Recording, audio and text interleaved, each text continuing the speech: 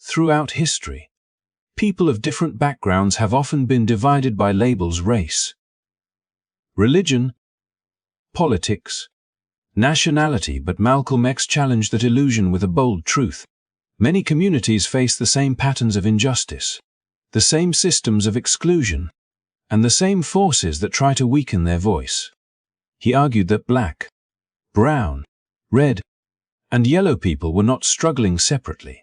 They were experiencing a shared reality shaped by unequal power and deeply rooted prejudice. And because the challenges were interconnected, the path forward required something just as powerful: unity.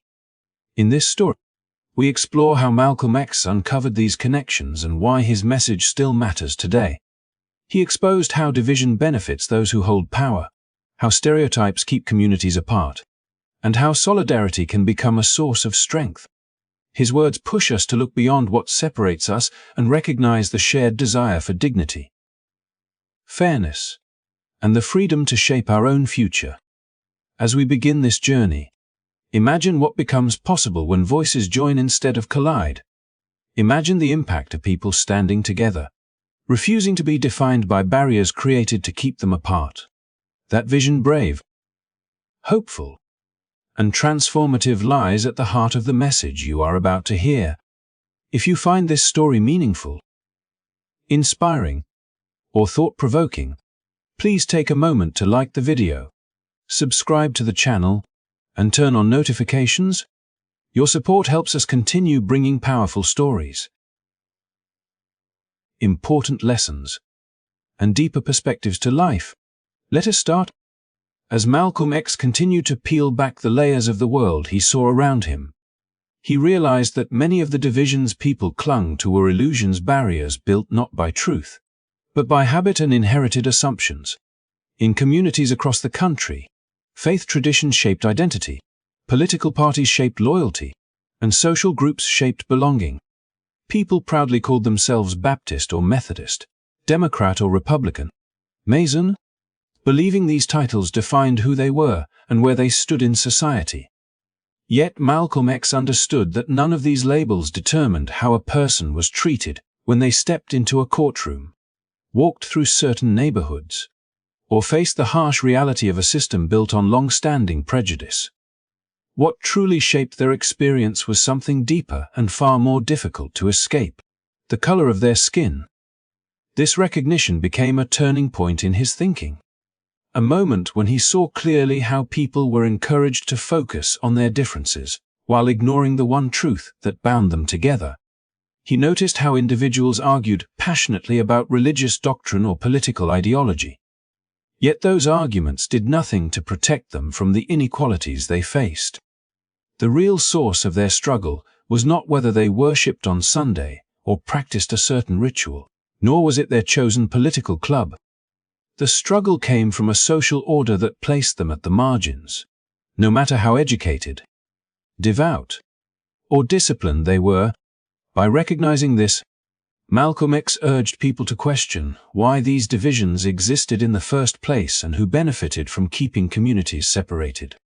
Through his speeches and travels, he encountered countless individuals trying to find meaning and belonging through the labels they carried. But he also saw how these labels could become walls, preventing people who shared the same challenges from standing together. He spoke about this not to diminish the importance of identity, but to lift the veil from the strategies that weakened collective strength. In his, unity was not an abstract ideal but a practical necessity, a path toward creating a future where communities could advocate for themselves with clarity and power. And unity could only happen when people recognized that they were fighting the same battle, even if they entered it from different roads. Malcolm X told stories of neighborhoods where people attended different churches on the same street, voted for competing parties, or participated in distinct social clubs, yet all faced similar obstacles when trying to secure fair treatment, decent housing, or equal opportunity. He pointed out how easy it was to become absorbed in debates that distracted from the real issue, emphasizing that while institutions encouraged these separations, they offered no protection against the discrimination that shaped daily life. His message challenged individuals to look beyond the surface and see that shared experience, not labels, was what truly defined their place in the world. As he revealed this truth, a larger picture came into focus, one where people who believed they had little in common discovered that their futures were intertwined. He invited listeners to imagine what might happen if they stopped defending labels and started defending each other, recognizing that genuine change required collective will. In this vision, unity was not just possible but inevitable once people understood that their struggles were reflections of one another. By letting go of the boundaries that kept them apart, they could finally confront the deeper forces shaping their lives and build something stronger together. This idea did more than challenge old assumptions. It offered a new way to see the world, a perspective that turned division into connection and isolation into shared purpose. It laid the foundation for a movement rooted not in labels but in human dignity. And it transformed the way many understood their own role in the long journey toward a more just and inclusive future. As Malcolm X reflected on the power of unity, he often turned to history for lessons. And one event stood out vividly in his mind: the 1955 Bandung Conference in Indonesia, where nations from Africa and Asia gathered in a remarkable display of solidarity.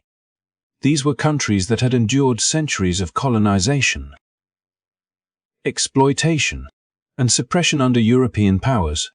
Yet they arrived at Bandung with a shared determination to define their own futures. Leaders and representatives came from lands as varied as Indonesia, India, Ghana, and Pakistan, each carrying their own cultures, languages, and religions, each shaped by unique histories and struggles, yet all converging on the principle that self-determination and collective action were more powerful than the forces that sought to divide them. Malcolm X described how the conference was remarkable not only for the diversity it brought together but also for the clarity it revealed. The exclusion of colonial powers, the white Europeans who had imposed control, allowed the participants to recognize their shared interests without interference. He saw in this a profound lesson for his own people. Observing how divisions had long been used to weaken collective strength, by removing the presence of the oppressor, the nations of Bandung could negotiate, plan, and unite with a sense of purpose that had been impossible when their futures were constantly mediated or constrained by outside powers. Each country, despite internal differences in religion, political ideology, or economic system, was able to find common ground in their pursuit of freedom, sovereignty, and equality, proving that unity was not merely idealistic but strategic.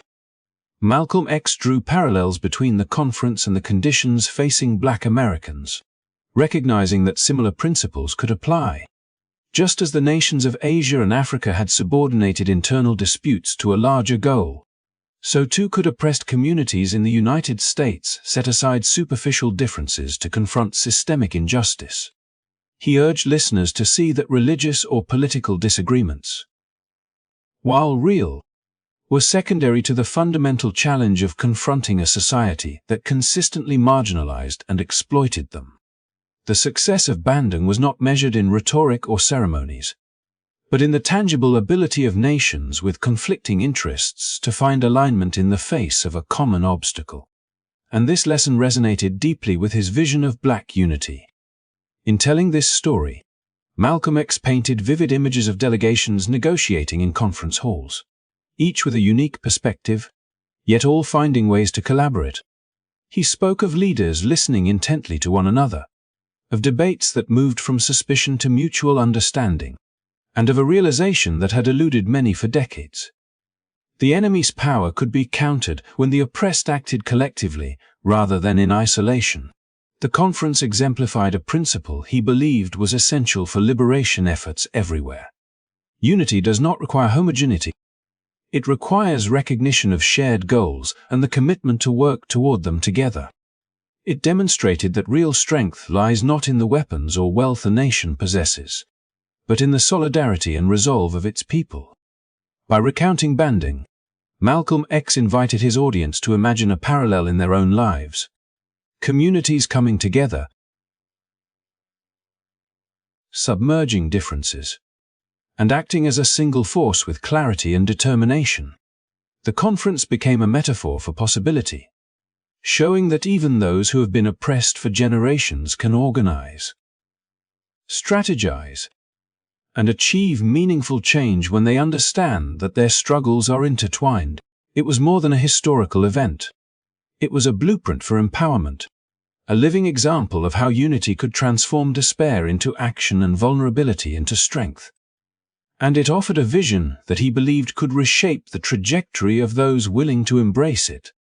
As Malcolm X delved deeper into the lessons of history, he urged his audience to understand the true nature of revolution, drawing examples from across the globe to reveal patterns that transcended time and geography.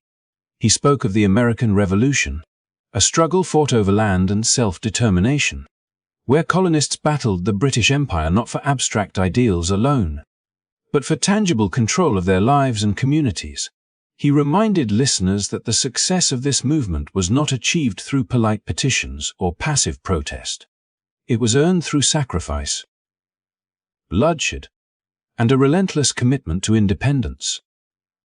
Similarly, the French Revolution erupted from a struggle between the landless and the entrenched aristocracy, a brutal and often chaotic upheaval that reshaped a nation, leaving a legacy of both hope and horror for generations to come. Malcolm X pointed to these revolutions not to glorify violence, but to illuminate a principle: true change rarely comes without struggle, and the pursuit of freedom is inseparable from the courage to confront entrenched power. He then turned to revolutions that might have seemed distant yet carried essential lessons for those facing oppression in America. The Russian Revolution, ignited by peasants and workers rising against landlords and autocratic rulers, demonstrated that revolutions are rarely orderly affairs. They are messy, painful, and defined by the unyielding will of those who refuse to accept subjugation. The Chinese Revolution followed a similar arc, where the oppressed sought to reclaim land, dignity, and agency, often confronting violent resistance in the process. In every case, Malcolm X highlighted, the stakes were clear. Those who wished to reshape society had to be willing to fight for the very ground they stood on, literally and metaphorically. Because freedom, justice, and equality were never granted voluntarily by those who held power.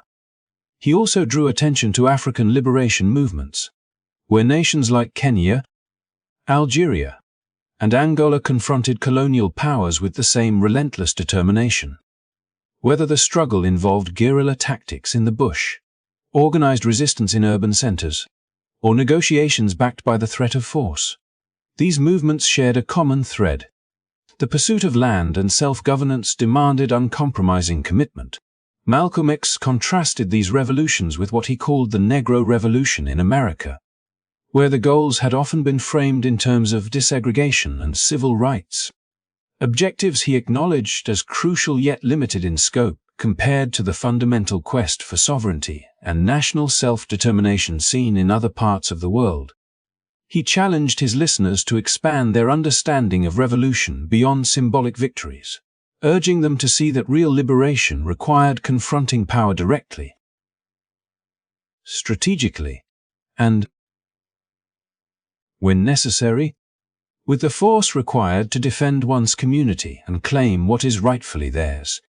By tracing these global struggles, Malcolm X painted a vivid tapestry in which oppression, resistance, and the fight for self-determination were universal. He encouraged his audience to see their own battles not as isolated events but as part of a continuum of humans striving for freedom, a struggle in which courage, unity, and clarity of purpose were essential. The message was stark yet empowering. Revolutions are defined not by speeches or petitions alone, but by the willingness to assert one's right to land, independence, and self-respect, to confront obstacles directly, and to recognize that meaningful change comes only to those prepared to endure hardship and challenge entrenched systems. In this vision, every struggle for justice, whether local or global, became a mirror reflecting lessons, strategies, and the unyielding spirit necessary to transform oppression into liberation. As Malcolm X reflected on the lessons of history and the hard truths of revolution, he turned his attention sharply to the methods some black leaders advocated in the struggle for justice, particularly the insistence on suffering peacefully in the face of oppression. He painted a vivid analogy, describing this kind of enforced patience as akin to being sedated with Novocaine, a numbing agent that dulled the senses and left one unaware of the pain inflicted, all the while allowing the surgeon to extract what he wanted without resistance. In Malcolm's view, the message that black people should endure humiliation, violence, and systemic exploitation without resistance was a dangerous illusion, a strategy designed not to protect but to pacify, ensuring that the powerful could act unchallenged while the oppressed remained subdued. He did not denounce discipline, intelligence, or strategy, far from it, but he was uncompromising in his critique of teachings that treated suffering as a virtue in itself rather than a catalyst for resistance and empowerment. He recounted the reality that black men, women, and children had already bled for others in wars and foreign conflicts, sent to fight for the ideals and security of a society that continued to deny them basic rights at home. The contrast, he emphasized, was stark. When the white man commanded obedience abroad, the black soldier obeyed, shedding blood for causes that were not their own. Yet when the time came to defend their own families, neighborhoods, and communities, the doctrine of nonviolence demanded submission and restraint. Malcolm X questioned the logic of this approach with unflinching clarity, highlighting the injustice of being asked to endure pain patiently while suffering continued unchecked around them. Drawing from examples both historical and contemporary, he illustrated how such teachings functioned as a modern extension of old tactics used to control enslaved populations. Just as the plantation master had cultivated house slaves who would enforce order among the field slaves, so too had certain leaders been elevated to pacify the masses. Promoting patience, moderation, and compliance under the guise of morality, these carefully positioned figures, Malcolm argued, became instruments of control, ensuring that collective anger, energy, and determination were redirected into safe, performative channels rather than actual transformation of oppressive structures. He painted a vivid picture of the street, of communities being told to bear humiliation quietly, of churches and homes under threat, and of children facing violence, all while being told that submission and patience were the highest virtues. Malcolm X urged his audience to recognize the psychological mechanism behind this kind of imposed passivity. Just as Novocaine masks pain while the body is still subjected to trauma, the advocacy of passive endurance allowed systemic injustice to persist unchallenged. The lesson, he emphasized, was not that one should act recklessly or without strategy, but that genuine liberation requires the courage to confront oppression intelligently, to defend one's community, and to refuse to allow suffering to be normalized or exploited as a tool of control. He framed this resistance not as rebellion for its own sake, but as the natural, necessary, and moral response to persistent injustice, insisting that dignity and self-preservation demand assertive, thoughtful, and sometimes uncompromising action. In connecting these ideas to the earlier lessons of global revolutions and the power of unity, Malcolm X presented a coherent vision. History teaches that change is secured through determination, solidarity, and a refusal to be pacified artificially. Just as nations in Africa and Asia confronted colonial powers directly, and as revolutions worldwide demanded blood and sacrifice to achieve independence, so too must black communities in America recognize the value of their collective strength, assert their rights, and refuse the seductive numbing of enforced patience. Only by confronting oppression with awareness, strategy, and courage could real progress be made, turning suffering from a tool of control into a catalyst for empowerment and meaningful transformation. Malcolm X's analysis moved into the heart of the social dynamics that had long shaped the Black experience in America, illustrating the enduring impact of historical roles forged under slavery and oppression. He told the story of the house slaves, those who lived close to the master, who were fed better, clothed better, and, some ways, lived a life of relative comfort compared to the majority in the fields. Yet this proximity came at a cost. Their loyalty was to the master rather than to their own people. The House Negro, Malcolm explained, identified with the oppressor more than with the oppressed, internalizing the values, priorities, and worldview of those who held power over him. He would defend the master's property fiercely, intervene to protect the household in times of danger, and even act against fellow slaves if it meant preserving his own security or status. In essence, the House Negro's life was a complex web of privilege and betrayal, a tragic illustration of how oppression manipulates human allegiance, shaping behaviors that undermine collective liberation. In stark contrast, Malcolm X spoke passionately about the field Negroes, the vast majority who labored in the plantation's brutal conditions, receiving little and suffering constantly under the whip and the overseer's eyes. These individuals had no choice but to live among hardship and brutality, and in this crucible, they developed resilience, awareness, and, critically, a spirit of resistance. The field Negro hated the master's control not out of mere discontent but out of a profound recognition of injustice. Unlike the House Negro, the field Negro's loyalty was to his community and his own dignity, rather than to the benefactor of oppression. He did not seek comfort within the systems that enslaved him. He sought freedom, and he was willing to endure hardship, risk, and confrontation to achieve it. Malcolm X emphasized that the distinction between these two archetypes was not simply historical, it persisted in modern forms, where individuals within the Black community could still be co-opted to maintain systems of control. Promoting moderation, compliance, or loyalty to structures that perpetuated inequality. He wove this analysis into the broader narrative of revolution and empowerment, connecting the traits of field Negroes to the qualities required for meaningful collective action today. True liberation, he argued, arises not from appeasing the oppressor or seeking permission for equality, but from a conscious alignment with one's own people, a refusal to internalize the oppressor's perspective, and a readiness to resist injustice wherever it manifests. The lesson of the House and Field Negroes, Malcolm X insisted, was about awareness, alignment, and moral courage.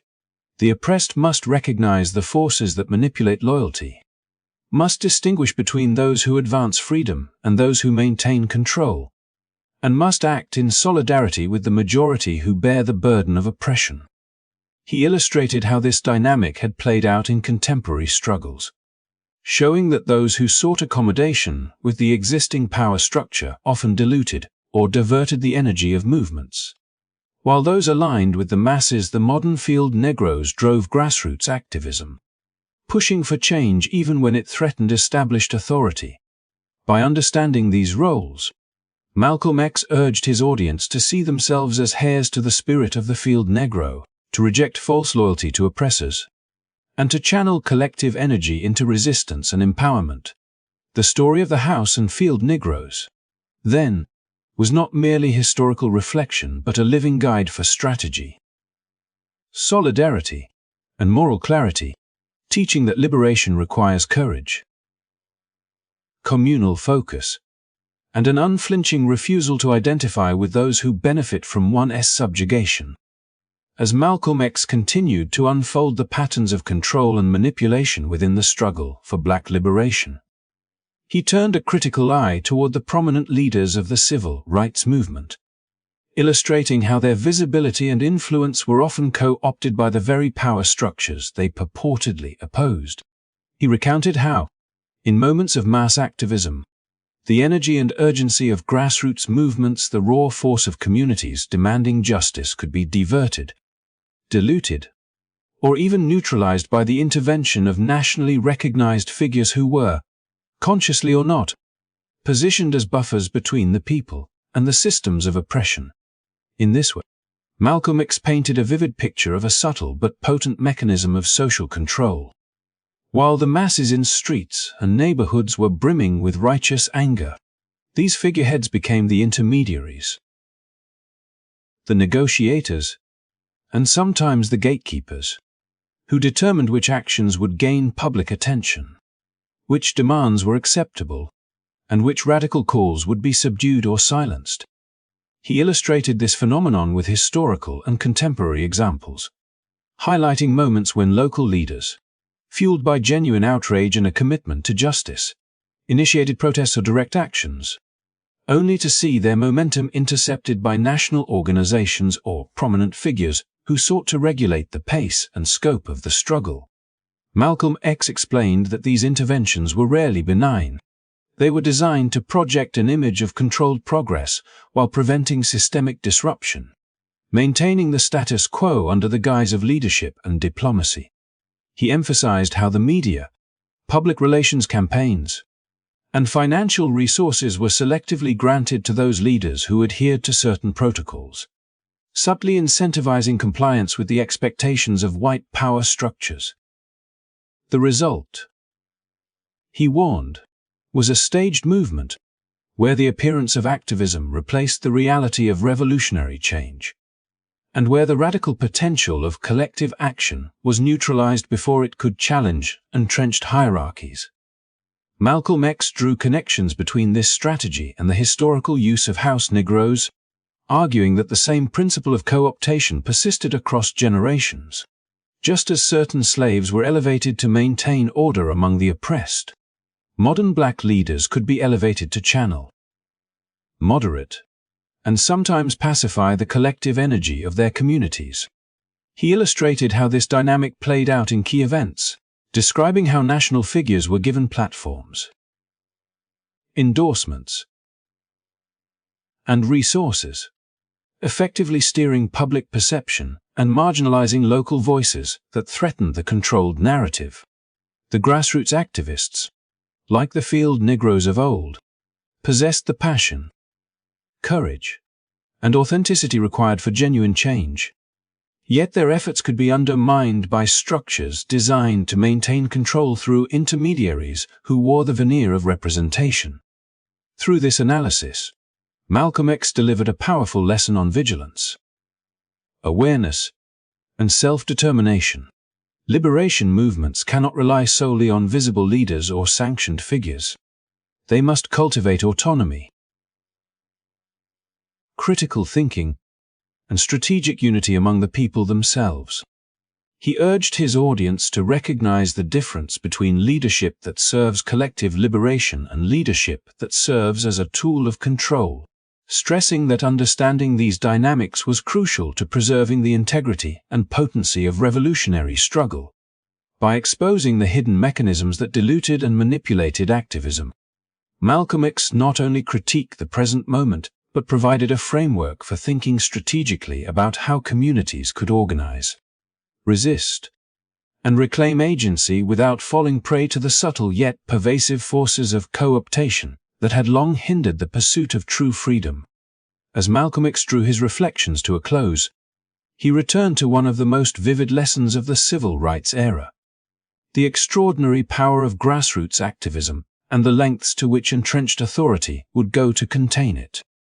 He reminded his listeners that it was not the polished speeches or the orchestrated marches of nationally recognized figures that truly frightened the power structures, but the unfiltered, uncompromising energy of communities rising together, demanding justice on their own terms.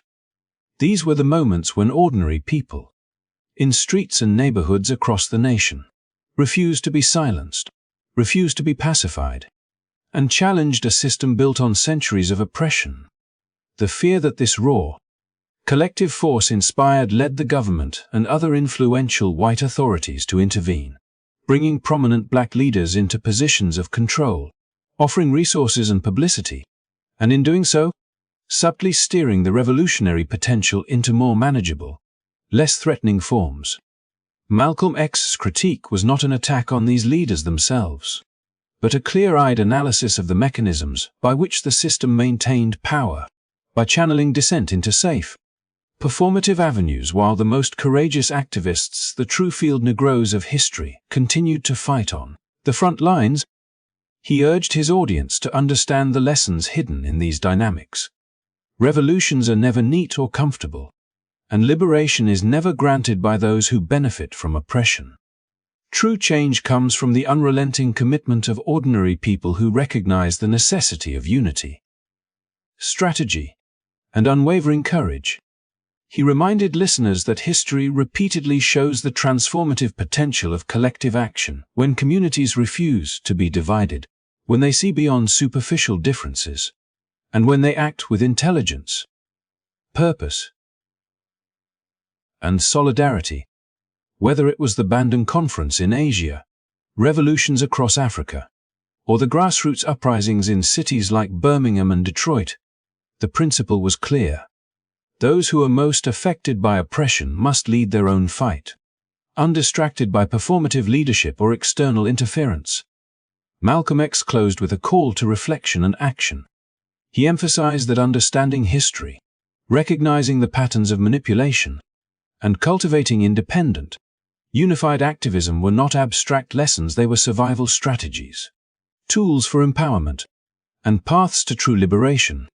He reminded his audience that the revolution was not just about marches or legislation. It was about reclaiming dignity, agency, and the ability to shape one's own destiny.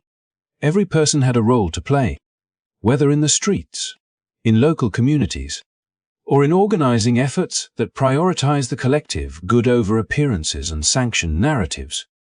As we reflect on Malcolm X's message today, it is a reminder that awareness, unity, and strategic action are timeless tools in the pursuit of justice. The courage of those who dared to challenge oppression continues to inspire us to question systems, to organize intelligently, and to act boldly in the face of inequity. If you have found value in this story and the lessons it holds, please support the channel by liking this video and subscribing for more thought-provoking content that uncovers history, highlights struggle, and empowers action. Every like and subscription helps us continue sharing stories that matter, stories that inspire change, and stories that remind us all of the power we hold when we come together with clarity, purpose, and unwavering resolve. Thank you for watching, and let us carry these lessons forward together.